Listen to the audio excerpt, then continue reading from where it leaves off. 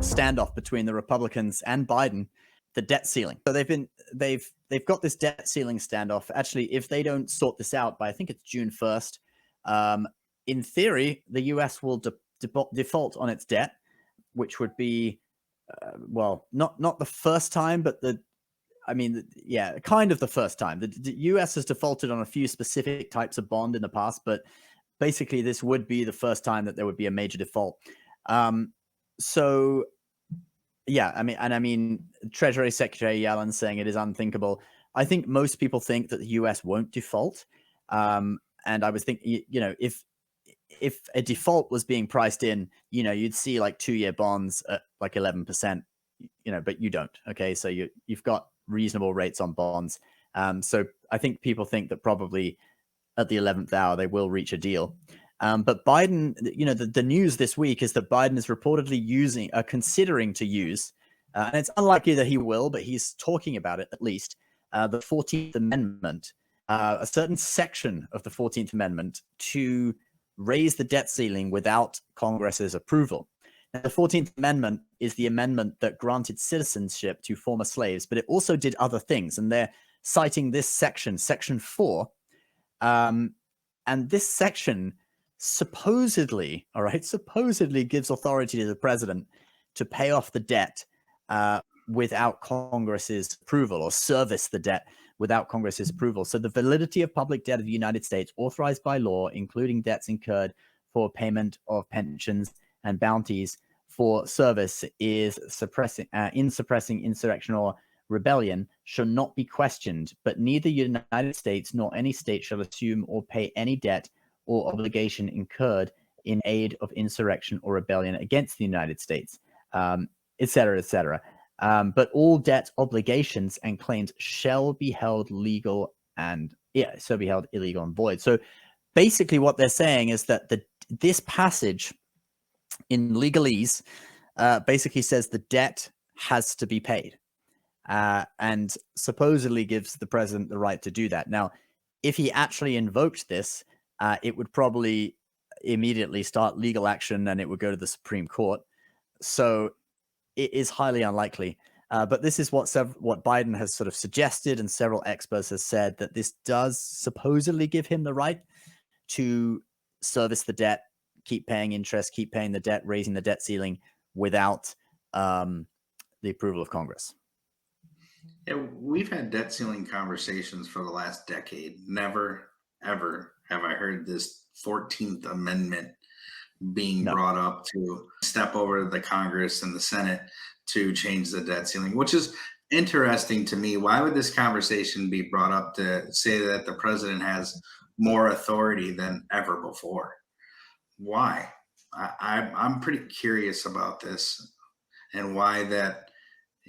I've never heard it. I've watched debt ceiling conversations since before Obama, when we were starting to really rack up our debt and, the trillions of dollars. So now. Well, it's interesting what's in, because you've got a GOP bill to raise the debt ceiling, but it seems that Biden doesn't like what's in it. I'll read you some of the things that are in this bill. So he wants a clean raise of the debt ceiling. He doesn't want to compromise where he has to sign a bill that includes a load of other things in it. So they want to limit federal spending and only increase 1% annually from here, which in real terms would be a decrease because inflation is, at like 5 or 6%, and normally it's 2%. So a 1% increase is actually a decrease in federal spending. Clawing back COVID money that was, appropriated but hadn't been spent yet, targeting the IRS. So there was a bill earlier that gave like $71 billion to the IRS. They want to rescind that money. They want to block student loan relief. They want to go after renewable energy. A lot of the things, laws that are forcing renewables, and they want to repeal tax breaks for renewables as well. So there's a lot in it. They want to boost production of fossil fuels, etc. So there's a lot in the bill that, Biden and Democrats don't like. Yeah, no, that's definitely how all the bills get passed. Is there something there that one side of the party, either the Republicans or the Democrats want for the bill, and then there's all this other stuff that the other party throws in there and they have to sign. So, again, we're in It's a that cat and compromise. mouse.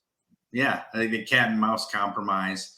Um, I think that a lot of our entire political system needs to be reformed from the ground up. I mean, we should really look back to the 1800s and the later 1800s, and to really look at how our country formed. Right now we're in like this corporatocracy where you have all these companies lobbying for, oh, we want to do drilling, we don't want renewables. So ExxonMobil has probably put, I don't know how much money into the campaigns of the Republicans who are behind it. And then you have renewables that are solar companies that are probably on the Democrat side. So it's like, when do we start pulling away the corporatocracy of our entire political system and put it back into the people's hands? When's that going to happen? And it's interesting, the renewables and stuff is really aligned with China and the interests of the Chinese Communist Party. I mean, it's one of their strategic industries that they want to become a leader in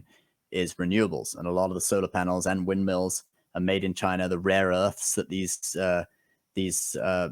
technologies use are mined in China. So it's kind of interesting to see the Democrats really pushing the renewables. Is it really for the climate, or is it because certain Chinese donors have funneled money to them and, want that policy to happen, Yeah, they're fundamentally pushing their agenda to have global domination in several different sectors. And solar panels before 2008, they're made in South Korea. That's really, even up to 2010 and 12, Korean solar panels were superior to everything else. And now it's all about Chinese solar panels, and it has been for the last 5 to 7 years. So I totally get that. And again, let's pull back the corporations and the investments. Let's be transparent on everything with the government, and I guarantee we will start to have some resolve on things like debt ceiling and spending and budgets and where's the money going and all the above.